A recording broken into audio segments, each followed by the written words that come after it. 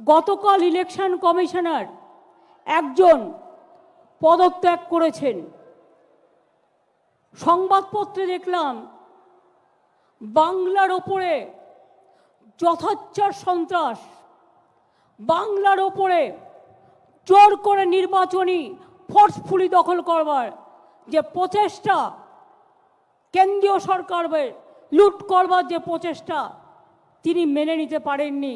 তাকে আমরা মিটিং থেকে স্যালুট জানাই এবং মনে রাখবেন, প্রমাণিত হয়ে গেছে ইলেকশনের নামে কলঙ্ক কেন্দ্রীয় সরকারের ভোটেরা, আর কেন্দ্রীয় সরকারই ভোট পরিচালনা করছে। কখনো দেখেছেন? নিজের ল্যাজ নিজেই কাটছে।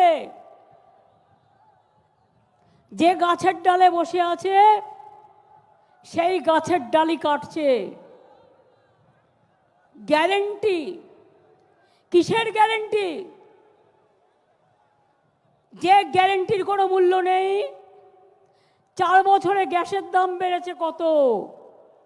ওহে নন্দলাল, বলি বাহবা নন্দলাল, বিনা পয়সায় চাল ফুটছে। 1000 টাকার গ্যাসে ফুটছে বিনা পয়সার চাল। বাহবা নন্দলাল। নির্বাচন আসলে 100 টাকা কমবে, আর নির্বাচন চলে গেলে 1000 টাকা বাড়বে। মনে রাখবেন, কেউ বলছে 2000 বাড়বে। 70,000 কোটি টাকা কামিয়েছে, পকেটে ভরেছে শুধু গ্যাসের দাম বাড়িয়ে।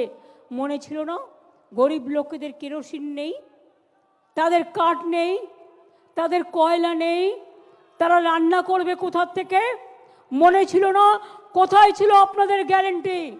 100 দিনের কাজ সংবিধানের গ্যারেন্টি।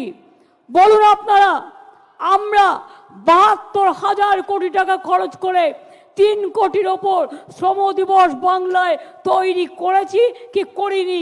আমরা 1 নম্বর ছিলাম বাংলায়। তাই আপনাদের রাগ। 455টা টিম পাঠিয়েছেন, বলছে সব টাকা পাঠিয়েছিলাম, খেয়ে নিয়েছে। কোথায় খেয়েছে জবাব দাও। টাকাই তো দাওনি, তো খাবেটা কোত্থেকে? জিজ্ঞেস করুন 21, 22, 23, 24 বর্ষে কোনো টাকা দিয়েছেন 100 দিনের কাজে যে খাবে? মিথ্যে কথা বললেই হলো। 59 লক্ষ লোককে 21 লাখ নয়।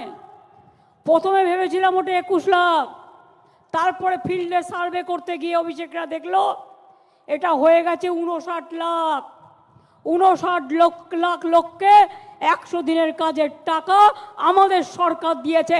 আপনি দেননি, আপনারা দেননি।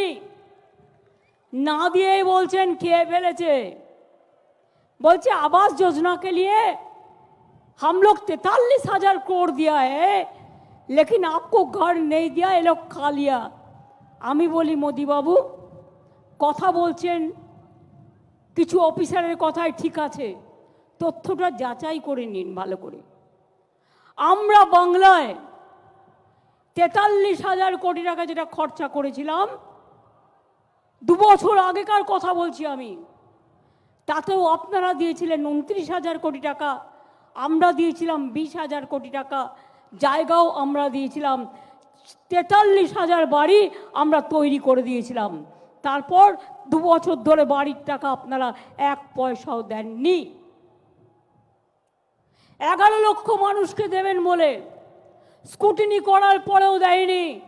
আমি ব্রিগেড থেকে বলে যাচ্ছি, যদি 1 মের মধ্যে না দেয়, 11 লক্ষ লোকের বাড়ি আমরা তৈরি করে দেবো আমাদের সরকার থেকে গরিব মানুষের জন্য। বাংলা আত্মনির্ভর হবে তখনই যখন আপনি বাংলাকে জেতাবেন। 18টা সিটে তো বিজেপি জিতেছিল, সেই 18টা সিট ধরে দেখান তো কি করেছে, কি করেছে। যে মেট্রোটা এসে উদ্বোধন করছে ওটা আমার করে দেওয়া, টাকাও আমি দিয়ে গেছি, আর উনি ফিতে কাটছেন। লজ্জা করে না?